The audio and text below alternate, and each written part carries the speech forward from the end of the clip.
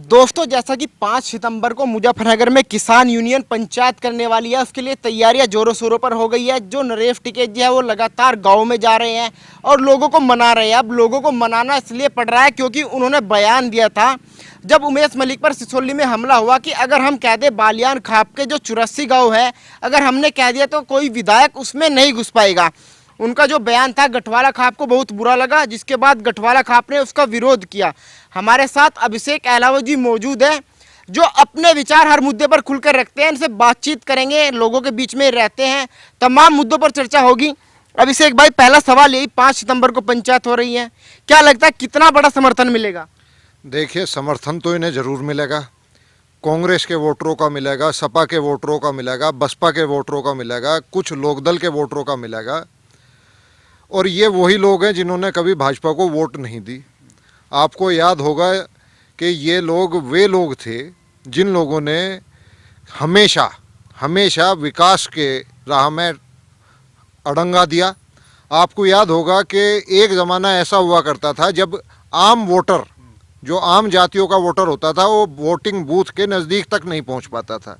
अभी तक मेरे पास कुछ विश्वसनीय सूत्रों से फ़ोन आ रहे हैं जो ये बता रहे हैं कि भाई साहब, इस बार भी ये ऐसी प्लानिंग बनाने का इरादा है इनका, ये सब इस तरह की सभाएं करके ऐसा भय का माहौल आम वोटर की निगाह में इनका बनाने का है कि वो वोट डालने से डर जाए। परंतु ये बात नहीं समझ पा रहे कि इनकी खुद की बिरादरी के लोग, इनकी खुद की जाति के लोग अब इनके तानाशाही रवैये से बाज आ चुके हैं।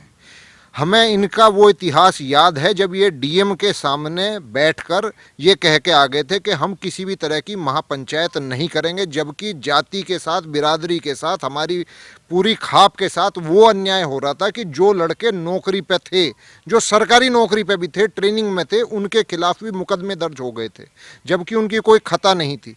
उस दरमियान भी इनकी ये हिम्मत नहीं हुई थी कि महापंचायत कर लें। इन्होंने घोषणा जरूर कही थी, आने वाली है 1 सितंबर, ये तो 5 सितंबर की बात कर रहे हैं। मैंने याद दिलाना चाहता हूँ, 1 सितंबर को जब इन्होंने 2013 में आंदोलन का, महापंचायत का इन्होंने घोषणा करी थी, तो उस समय डीएम के धमकाने पे इन्होंने उसे बर्खास्त कर दिया था, परंतु उस समय भी इनके रोकने से कोई नहीं रुका था और महापंचायत ऐतिहासिक हुई थी। ऐसी है महापंचायत, ये अब करके दिखा दे तो मान जाऊं। किसान यूनियन ने तो सीधा सीधा संदेश सुना दिया है। संजीव बालियान को भी बोला है कि मुझे सलाह नहीं देते, आदेश देते हैं, ये तो समझौता करा ले इस मामले में। और अगर भाजपा के नेता पूछ कर आए गाँव में आना है तो भाई, सपा ने जब हमारे ऊपर इतना अत्याचार करा, जब इनकी जबान कहाँ थी, इनकी चौधराहट कहाँ थी? मेरा बस एक सिंपल सा सवाल है, आप हमारे चौधरी हैं, मान लिया आपका सम्मान है, चौधरी का फर्ज खतरे के टाइम पर आगे परिवार के आगे खड़े होकर परिवार की रक्षा करने का है।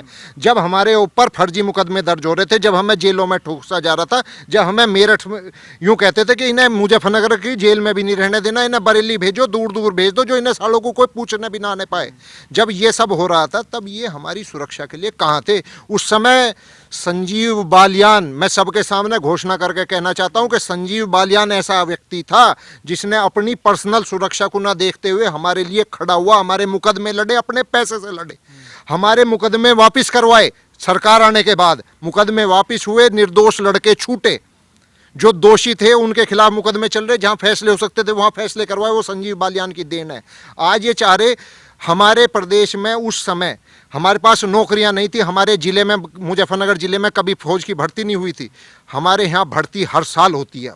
वो संजीव बालियान की देन है। हमारे युवा को आज की तारीख में रोजगार मिल रहा है, ऐसी ऐसी सड़कों का इंफ्रास्ट्रक्चर बन रहा है, इंडस्ट्री आ रही, रेस्टोरेंट आ रहे, बड़े बड़े होटल खुल रहे, बड़ी बड़ी इंडस्ट्री हमारे यहाँ आती जा रही है।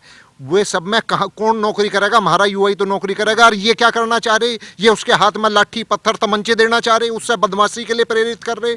हमारे युवा समाज को, जाट बिरादरी को खास तौर से मैं कहना चाहता हूँ, अपने युवा भाइयों को, कि नेताओं के बहकावे में ना आके अपने रोजगार के प्रति बढ़ें।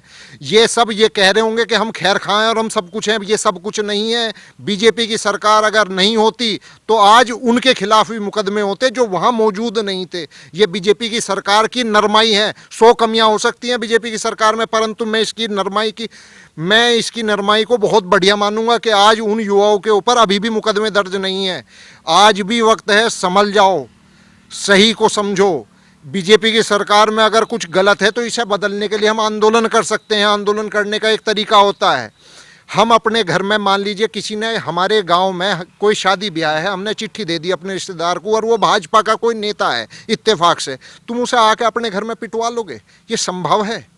ये सामाजिक ताना बाना जो हमारा समाज है वो तो हर राजनीति से ऊपर है, इसे तो संभाल लो। अच्छा, जिस तरीके पंचायत में कहा गया कि गुलाम जोला हमारी शान है, आप अपनी शान मानते हैं गुलाम जोला को? भाई टिकैत साहब का मैं तो चाहूंगा एक पुराना इंटरव्यू निकाल लें जिसमें उन्होंने कहा था धाड़ी वालों के धाड़े फाड़ दो। भाई उसका तो बहुत बढ़िया धाड़ी है। टिकैत साहब से पूछो कि जी अब इसकी धाड़ी का क्या करना है, शान है, बताओ क्या करें, थारा आदेश था उस टाइम पे काट दो, अब बताओ इसकी दोबारा अगुवानी क्या है? मैं तो बस यही सवाल पूछूं। अच्छा, जिस तरीके से टिकैत साहब कल एक पंचायत हुई, इसमें कह रहे हैं कि मैं माफीनामा देने को तैयार हूं, मैं कोरे कागज में साइन कर दूंगा, माफी आप भर दो, सहमत है इस बात से? भाई उनसे, वे बड़े हैं हमारे, उनका बेहद सम्मान है, उनके साथ जुड़े हुए लोगों का भी बेहद सम्मान है। मेरा ये कहना है कि वे अपनी बातों पर रहा करो। जो 2013 में आपने बातें कही वे समय आते आते आते अब आप बदल गए, अब आप कुछ कह रहे कि मैं माफ़ी भी मांगने के लिए तैयार हूँ। भाई एक बात पर रहा करो, और समाज को, आप समाज के चौधरी हो, किसी पार्टी के नेता नहीं हो, आप समाज के चौधरी हो, खाप के चौधरी हो। खाप के चौधरियों का काम होता है सबको अपने साथ लेके चलना। आप लीडर हो, आपका काम है जोड़ना ना कि तोड़ना। आज की तारीख में बालियान और मलिक खाप के बीच में तुमने दरारें खड़ी कर दी, बताओ ये कहाँ तक शोभा देता है? अच्छा, अगर किसी गांव में जाना है, क्या किसी से परमिशन लेनी पड़ेगी? भाई ये तो तालिबानी शासन वाली बात होगी कि कबीला बना लो और दोबारा से कबीलों की आपस में लड़ाई हुआ करेगी। इस कबीले का आदमी यहाँ नहीं आ सकता, इस गांव का आदमी वहाँ नहीं जा सकता, वहाँ का आदमी यहाँ नहीं आ सकता। आप मान लो वे हमें वहाँ आने से रोकेंगे तो हम वहाँ वालों को यहाँ आने से रोकने लगेंगे, यही तो परिणाम होगा, खाई खुदती चली जाएगी। भाई ये इन्हें शोभा नहीं देता, उनके स्टेचर को, उनके पद को, उनके उम्र को ये शोभा नहीं देता।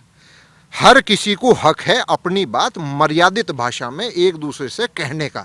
मैं उनकी किसान बिलों के खिलाफ कहने वाली हर बात के लिए उनके साथ बैठ के डिबेट करने के लिए, उनके समर्थकों के साथ बैठ के डिबेट करने के लिए तैयार हूँ, बशर्ते वो मर्यादित भाषा का, संयमित भाषा का प्रयोग करें। हम तथ्यों पर बात करेंगे। कितने जाट नाराज लग रहे हैं? भाई जाट जो है भाजपा सरकार की नीतियों से नाराज हो सकता है, माननीय संजीव बालियान के खिलाफ नहीं हो सकता। मैं आपको आज भी बता दे रहा हूँ क्यों, क्योंकि वो आदमी हर किसी की हंसी खुशी गम में आता जाता है, बैठता है। जितना विकास आप जाकर देखिए, जिन्होंने सड़कें नहीं देखी थी जिन गांवों में, आज वहाँ ऐसी सड़कें बनी हुई हैं, काली सड़क जिसे कहते हैं, प्रेस वाली, ऐसी सड़कें बनी हुई हैं। ये संजीव बालियान की तो देन है। अच्छा, 5 सितंबर को जो पंचायत होगी, जो भीड़ आएगी, लगता है वो सब वोट देगी, वो सब भाजपा के खिलाफ है? भाई आज से पहले, ये पहले भी चुनाव लड़े हैं, पहले भी इन्होंने 2 बार चुनाव लड़ा।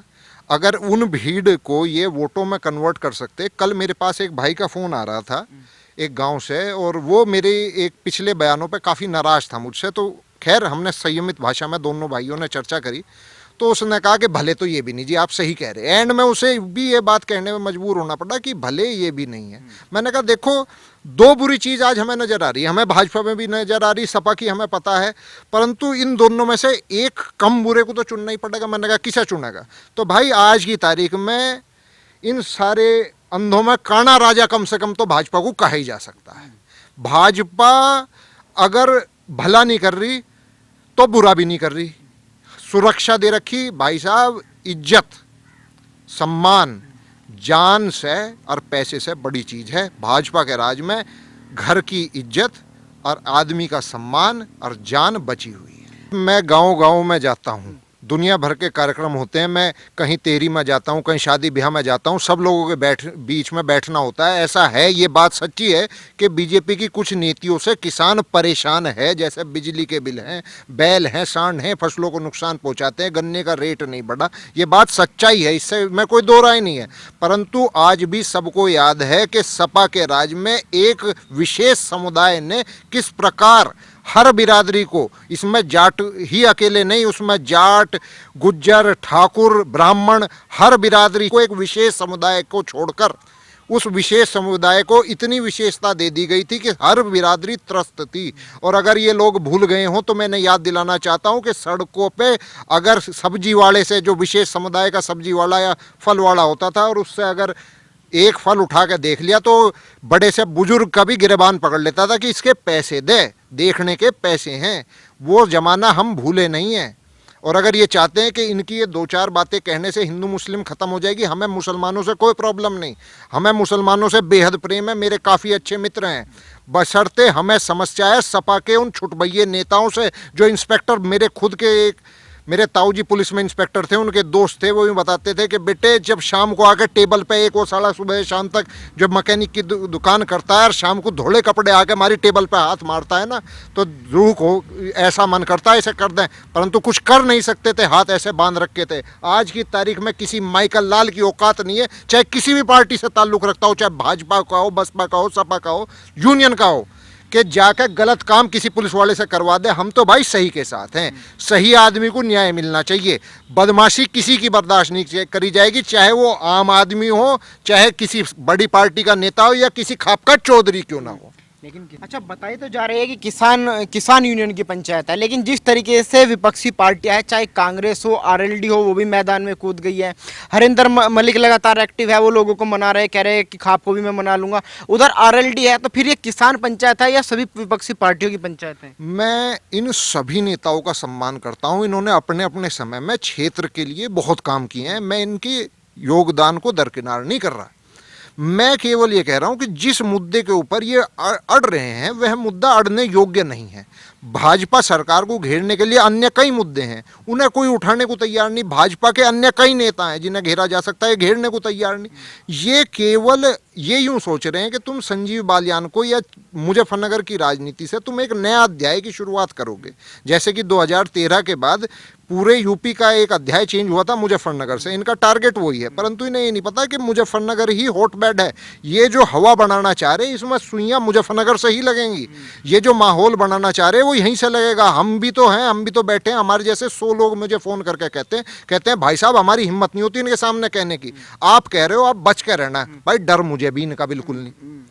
अच्छा, डर नहीं लग रहा जिस तरीके से आपने देखा वीरेंद्र कुतुबपुर के खिलाफ भी फतवा जारी हुआ कि उसको भी हम देख लेंगे, आप ऑन कैमरे बोल रहे हो, आपको डर नहीं लग रहा अगर टिकैत सामने देख ले तो आपके साथ क्या होगा?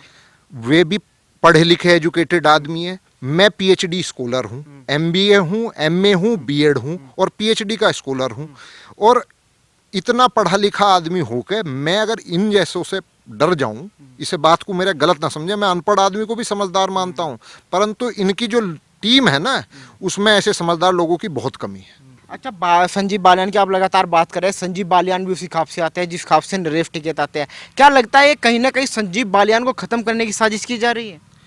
भाई इस क्षेत्र में, पूरे क्षेत्र में अगर कोई सम्मानित आदमी बहुत ही समय बाद, मैं बड़े नेताओं से कंपैरिजन नहीं करना चाहूँगा, उन्हें अच्छा नहीं लगेगा, परंतु बहुत क्षेत्र बाद, बहुत समय बाद, अब मैं कह ही दूं कि चौधरी चरण सिंह जी के बाद अगर कोई नेता सर्व जाति को, हर जाति को लेके अपने साथ लेके उठने की ताकत रखता है, वो पढ़ा लिखा ज्ञान रखता है, पीएचडी आदमी है, डॉक्टरेट आदमी है, बेहतरीन नेता है, बेहतरीन व्यवहार है, हर किसी से कुशल क्षेम पूछता है, हर गांव में व्यक्तियों को नाम से पहचानता है, ऐसा आदमी अगर कोई है तो वो डॉक्टर संजीव बालियान है।